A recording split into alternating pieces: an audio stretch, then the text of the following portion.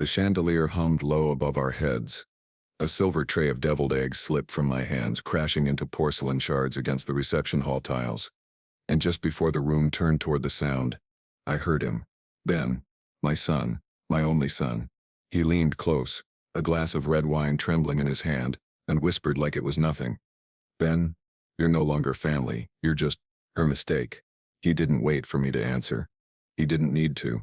He walked off smiling, and I stood still, my palms bleeding lightly from the ceramic edges beneath me, unnoticed. Or ignored. On the table beside the untouched buffet line sat a photo album, cream leather, gold trim, the kind only she would have picked. I didn't plan to open it, but 5 minutes later I did, and inside something waited that would unravel everything my son thought he controlled. Before we continue, please subscribe to the channel, and let us know where you're listening from in the comments. My name is Walter. I'm 63 years old, and this is what really happened. The priest's voice had already faded from memory. It always does, doesn't it? You think you'll remember the eulogy, the kind words, the prayers. But what you remember is the cold. The scent of wilting roses crushed under heels. The sound of forced laughter at a table of people who never called her while she was sick. The taste of ham that stuck in my throat because I didn't want to eat without her. But I smiled. I did, because it was her reception. Not mine. Until Ben made it mine. He was wearing my father's cufflinks, the ones Emma had set aside for me, the ones she said she wanted me to wear when she was gone. He hadn't asked. He hadn't even looked at me when he put them on that morning. And I let it slide. Just like I let it slide when he gave the speech alone. I stood behind the podium, waiting. He walked past me up the steps and began with, "Mom always said love was about laughter." No pause. No invitation. No shared space. And I just nodded like a man who didn't exist. That's what losing Emma had done to me. She was the center, and without her, I was just a planet nobody needed anymore. That photo album, it wasn't supposed to be there. Emma hated clutter at receptions. She once scolded me for leaving a candy bowl on our coffee table during my brother's memorial. But there it was, sat like a landmine in cream leather. I picked it up after Ben walked away from me, not to find anything, just to feel something. The first page. Our wedding. Her smile. Real young. Brave. Mine unsure but grateful. Flip. Her graduation. Flip. Ben's birth. Flip. Emma, in a hospital bed, smiling. Holding 2 bracelets. Wait. I blinked. I leaned in. One bracelet had Ben's name. The other Eric. The photo was time-stamped. Same date. Same time. Twins. Ben never had a brother. At least that's what I thought. I closed the album like it burned me. The room spun. The tiles shimmered. Then I remembered. That spring 1989, Emma was in the hospital longer than most. She said it was complications. They want to monitor me, she'd said. I was on a construction job in Tallahassee. I only got 2 days off. By the time I returned, Ben was home. Alone. She said the second baby didn't make it. But why was there a photo of 2 ID bracelets? Why was it hidden in the middle of a public display? Unless it wasn't meant to be seen. Unless Emma was trying to tell me something. But if she was, then Ben's whisper had a second edge. You're no longer family. He didn't mean because she died. He meant because he knew. He knew something I didn't. And now, I had a reason to find out what. I walked past the guests, nodding, pretending. I found the photo again when no one was looking. And this time I didn't stop at that page. The next page held a letter tucked between 2 plastic sleeves like it didn't want to be found. Unfolded. Yellowed. Written in Emma's handwriting. If you're reading this, Walter, then something went wrong. And I wasn't brave enough to fix it. I didn't read further. Not there. Not in a room full of strangers who claimed to love her. Instead, I folded the letter into my jacket and walked toward the side door. Ben caught my arm halfway there. Ben, where are you going? I looked him in the eye. For the first time that day I really saw him. Smiling, but too tight. Sweating though the room was cold, and his eyes not the boy I raised. I said nothing. I just kept walking. I had a key to Emma's storage unit, the one she never let anyone else touch. She called it her memory box. Said it was just old dresses and scrapbooks. But now, I had a different guess, and I was right. Because what I found inside that dimly lit storage unit was a DNA test. It was in a small white envelope. No label, no return address. Just private written in block letters with a pen I recognized instantly. Emma's handwriting. The ink was slightly faded, and the corners were curled. It had been there for a while, long enough to gather dust, but not long enough to be forgotten. Inside, 2 printed pages, stapled. The top line made the air thin around me. Paternity analysis. Subject A, Benjamin Clyde Harper. Subject B, Walter Clyde Harper. Result. Excluded. I didn't move. Didn't blink. Just let the paper slide from my hand like it had weight. There are things a man expects to feel at 63. A bad knee, loneliness, maybe even a little regret. But this was different. I'd buried my wife 2 days ago, and now, someone had just buried the fatherhood I thought I owned. I sat down on the concrete floor of that storage unit. The dust bit into my slacks, but I didn't care. My body moved slower than my thoughts, but my heart raced like it wanted to outrun the truth. Ben wasn't my son, and Emma had known. All those years of shared birthdays, Christmas mornings, Father's Day cards, the cufflinks he wore today, every one of them built on a lie. But the twist of it, I didn't feel hate. Not yet. What I felt was hunted. Like someone was 2 steps ahead, pushing me into rooms full of shadows I didn't know were there. Why now? Why this? Why leave the photo album? The letter that test? Unless Emma didn't mean for me to find it. Unless someone else had planted it. I picked up the envelope again. Something shifted inside. The second slip, this one folded tight like a note passed in school. I opened it. He knows. He saw the papers last year. If anything happens to me, check the cabin. Emma's family had a property upstate. A beat-down old place by Coldwater Lake. She hadn't been up there in years. Or so she said. But it clicked. Ben went there last summer for peace and quiet. He came back cold off, short-tempered. I thought it was just grief. Now, I wasn't so sure. I stood up, knees stiff, bones crackling, grabbed the DNA test, the note, and Emma's letter, slid them into my inner pocket, and I locked the unit behind me. Back in the car, I didn't start the engine right away. Instead, I stared at my hands. These same hands had built our first home, held Emma through labor, taught Ben how to throw a football, and now, they were shaking. I pulled out my phone. No calls to make. Not yet. I needed to see that cabin. Coldwater Lake hadn't changed. Still smelled like pine and wet stone. The gravel cracked under my tires as I pulled into the long-forgotten driveway. Moss-covered shingles. A rusted-out mailbox. Emma's family crest still carved into the front beam. I stepped out. Every breath tighter than the last. Inside, it was colder than outside. No power. No heat. But there was something else. The smell of paper and mildew. And under that, something familiar. Lavender. Emma's perfume. It clung to the air like she'd just been here. I found a candle in the drawer. Lit it. The flame danced like it didn't want to stay. I searched everything. Cupboards. Floorboards. Under the sink. Nothing. But when I reached the bedroom, I saw it. The dresser drawer, bottom panel shifted just slightly. I pried it up. And there, nestled between 2 old books, was a brown envelope, tied with red string. I didn't wait. Opened it. Inside were photos. All recent. Ben, in a parking lot, arguing with someone I didn't recognize, a man in a sharp suit holding a briefcase. The next photo, the 2 shaking hands. Then money-changing hands. Then, a document. I brought it to the candlelight. The words hit like a slap. Durable power of attorney. Emma L. Harper to Benjamin C. Harper. Signed. Notarized. 3 months ago. I staggered back. She'd given him power of attorney. But why? Why him? Why not me? Unless she didn't sign it. Unless he forged it. The room spun again. I gripped the dresser, steadying myself. And then I saw something else, taped to the back of the final photo. A receipt, from a private investigator. Paid in cash. Date 3 days before she passed.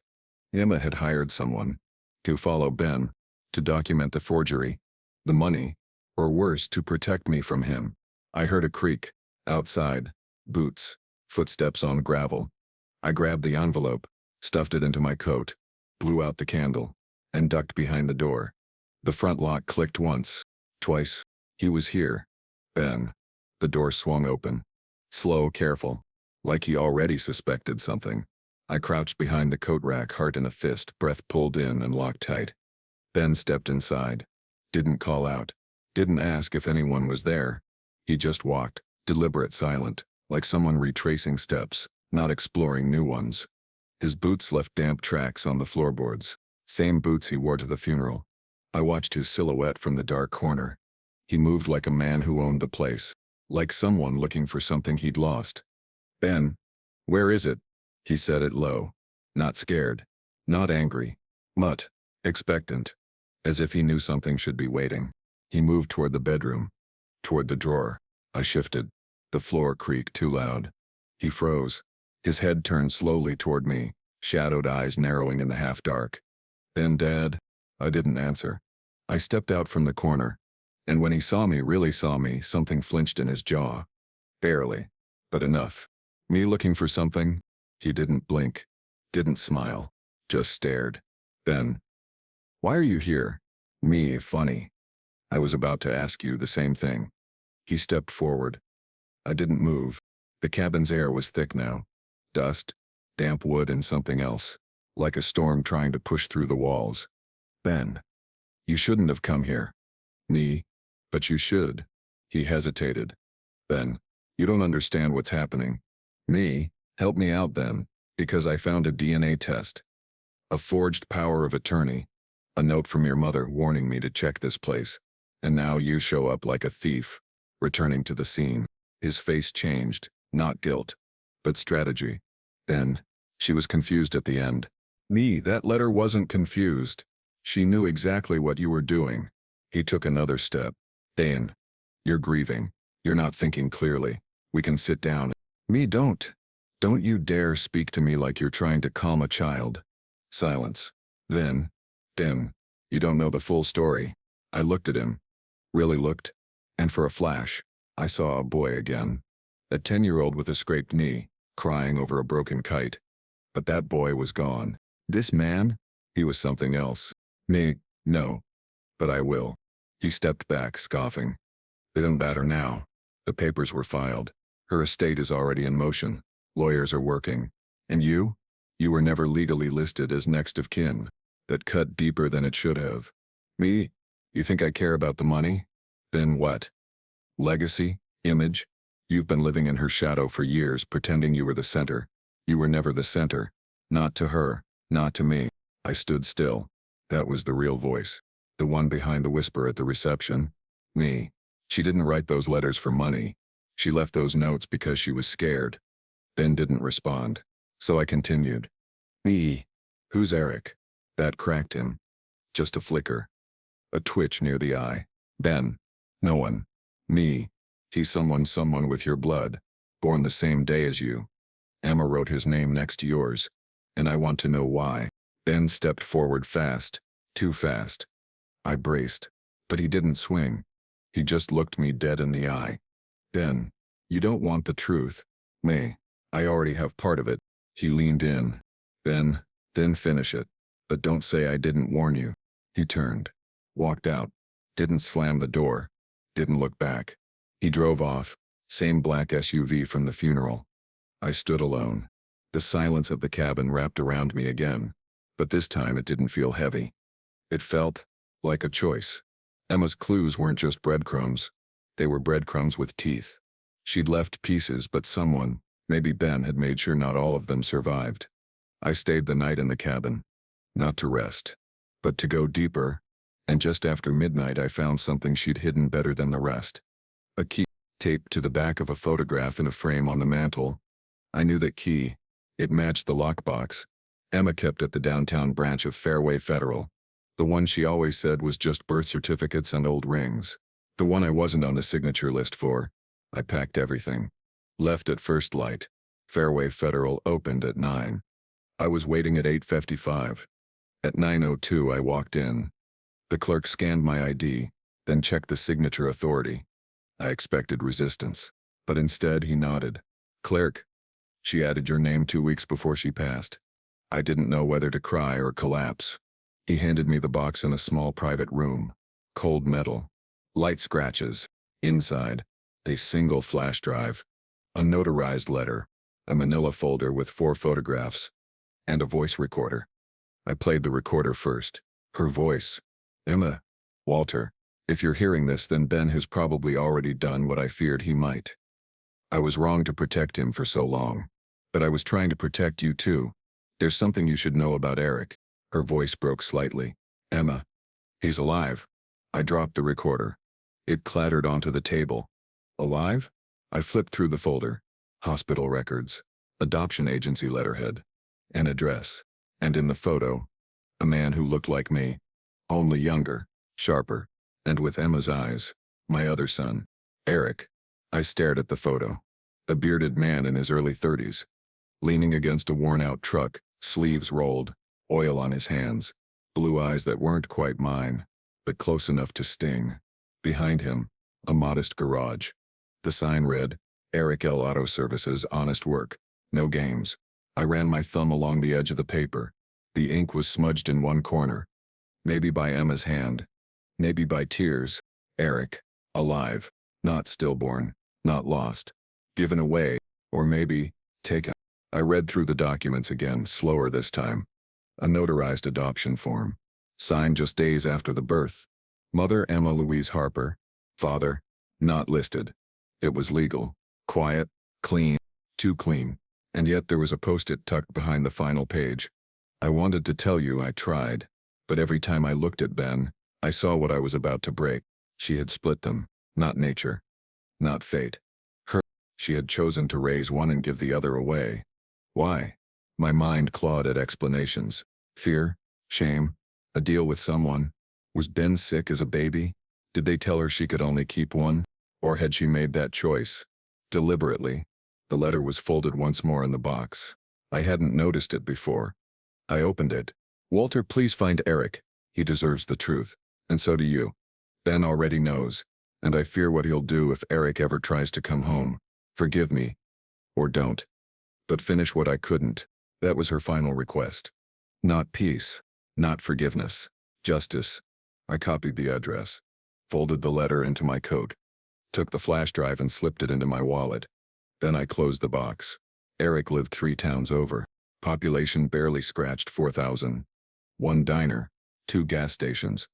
A lot of pickup trucks. It took me 2 hours to drive there, but it felt like a lifetime. The garage was easy to find. Rust-red siding. A swinging door with a cracked window. 2 cars up on lifts, and music playing from a dusty radio in the back. I parked across the street and just sat, watching. He came out a few minutes later, wiped his hands on a rag, laughed at something a customer said. His voice carried deep, warm, the kind of voice that gets under your skin in the best way. And I felt it, that gut twist, that instinct. I didn't need a DNA test to know. I'd helped make that man. I got out of the car, walked slow. Each step was heavier than the last. He looked up when I crossed the lot. Eric, you need work done? I stopped, shook my head. No, I just need a minute. He wiped his hands again. Eric. All right, what's up? I looked him in the eyes. Me, your mother's name was Emma. That made him pause. Eric. How do you know that? Me. Because she was my wife.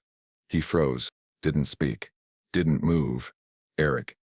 She's me. She passed. A few days ago. His face changed. And it wasn't grief.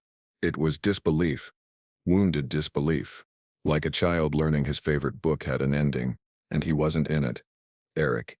She told me she couldn't raise me. That it was complicated. Me. It was more than complicated.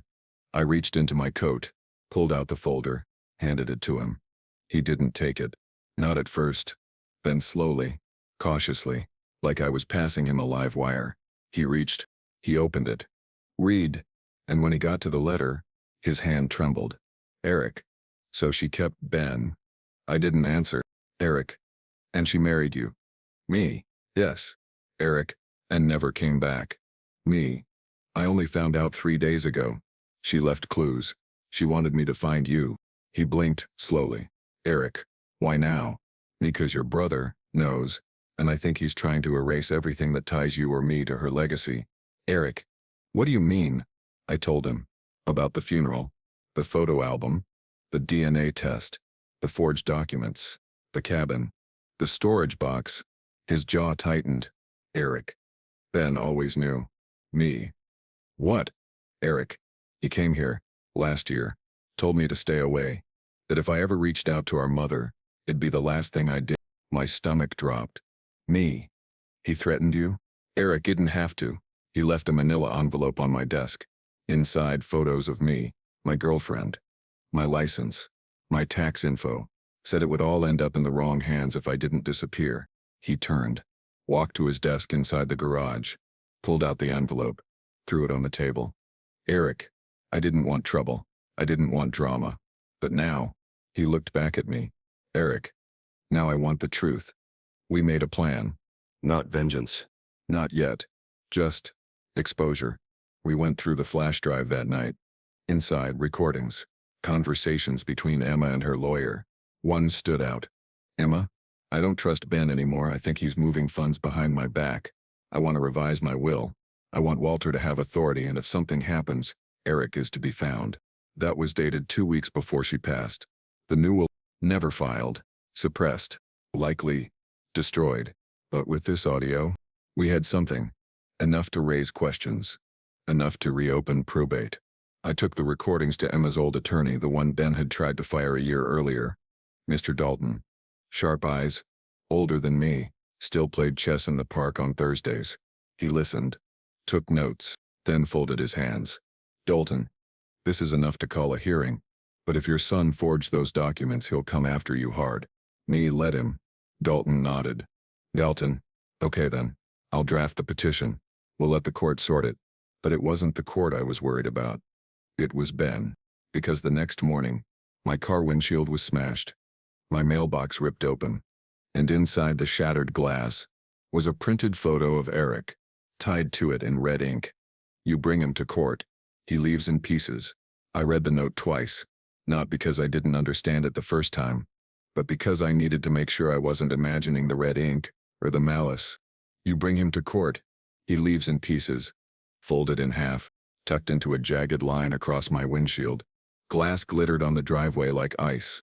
Eric stood beside me, arms crossed, silent. He didn't flinch. He didn't ask what we should do. He just said, Eric, you still want to do this? I nodded. Because cowards write threats. But guilty men show their hand too early. And Ben had just played his. Mr. Dalton filed the emergency motion that afternoon. It included the flash drive, Emma's recordings, the forged power of attorney, and Emma's unsigned revised will, still valid as evidence of intent. But what shook the judge more was the threat. Photos of my shattered car. The note, a statement from the local police, who'd arrived after I reported it. The judge ordered a temporary freeze on the estate's assets, effective immediately. Ben couldn't touch a dime, couldn't move the house, couldn't access the trust accounts Emma had left for future family support. And in 48 hours, he'd be standing in court. He didn't show up alone. 3 lawyers, dark suits, briefcases, confidence too loud for the hallway. Ben barely looked at me, but when he did, there was no more pretending. No more performative grief. No fake smiles. Just sharp eyes and a clenched jaw. Ben, you brought a stranger into this family. Me. He is this family. Ben. He's a parasite. Me. Then what are you? That was the last thing we said before entering the courtroom. The judge was a woman named Marcy Ellison. Mid-60s. Dry voice. Cold eyes. Known for her intolerance of courtroom drama. She opened with the obvious. Judge, I've reviewed the submitted materials. On the surface there is substantial reason to believe key documents were altered or withheld. She turned to Ben. Judge, Mr. Harper, can you explain the absence of the revised way your mother discussed in this recording? Ben's lawyer jumped up. Lawyer, Your Honor, these recordings are not verified and we contest their origin. Dalton was ready. He handed over the metadata. Time-stamped. Device ID matched to Emma's registered voice memo app. Even her old phone, retrieved from the storage unit, was present in court. Judge Ellison held up the device. Judge, you're contesting something your own client likely tried to erase. The room got quiet. Too quiet. Ben leaned in to whisper to his lawyer. Then stood. Ben, this is a circus. My mother was confused. She loved me. She chose me to oversee her affairs. Dalton, By forging her signature on power of attorney documents. Judge Ellison raised a hand. Judge, let's not get ahead of ourselves. We'll proceed with evidence. Mr. Harper, if your mother was indeed confused, why did she record herself clearly stating her intentions just 2 weeks before she passed? Ben's eyes darkened. He said nothing. Dalton played the recording again. The room echoed with her voice. Emma, recording. If anything happens to me, find Eric, protect him from Ben, and tell Walter, I'm sorry I waited so long. Eric sat beside me. He didn't cry. He didn't flinch, but his hands gripped the bench tight enough to turn white. And I watched Ben's entire world begin to tilt. 2 hours later, the court ruled. Probate proceedings frozen. Power of attorney declared under review. Temporary co-conservatorship granted to Walter Harper and legal oversight assigned. Eric legally recognized as a beneficiary pending DNA confirmation.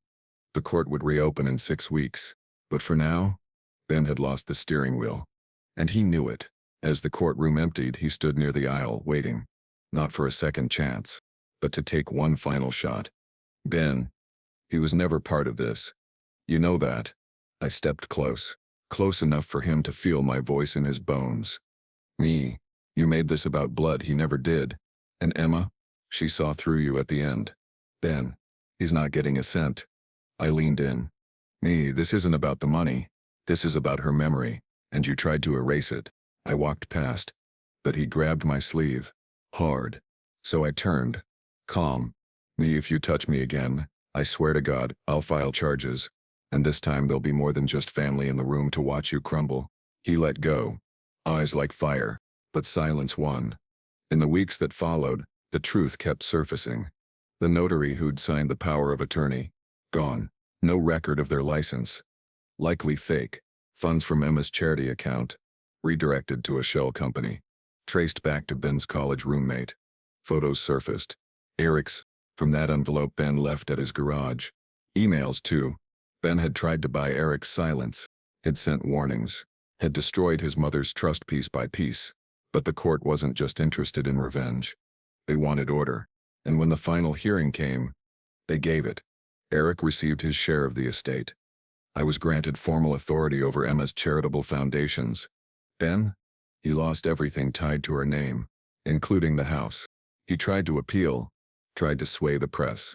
But every story came back to the same thing. Son tries to erase twin for inheritance. Hidden adoption uncovered by father after funeral. The photo album made headlines. So did the recordings. But not because of drama. Because truth, when revealed with patience, hits harder than any scandal. I visit Emma's grave once a week. Eric comes sometimes. Sometimes he doesn't. That's his choice now. He's not the secret anymore. He's the proof that blood matters. But truth defines family. Ben moved to Nevada. Last I heard, he was selling real estate with a different last name. He can run from it, but he can't erase it. And me, I didn't win. I just survived long enough to speak. And finally, be heard. If you like this story, please like this video, subscribe to the channel, and share your thoughts in the comments.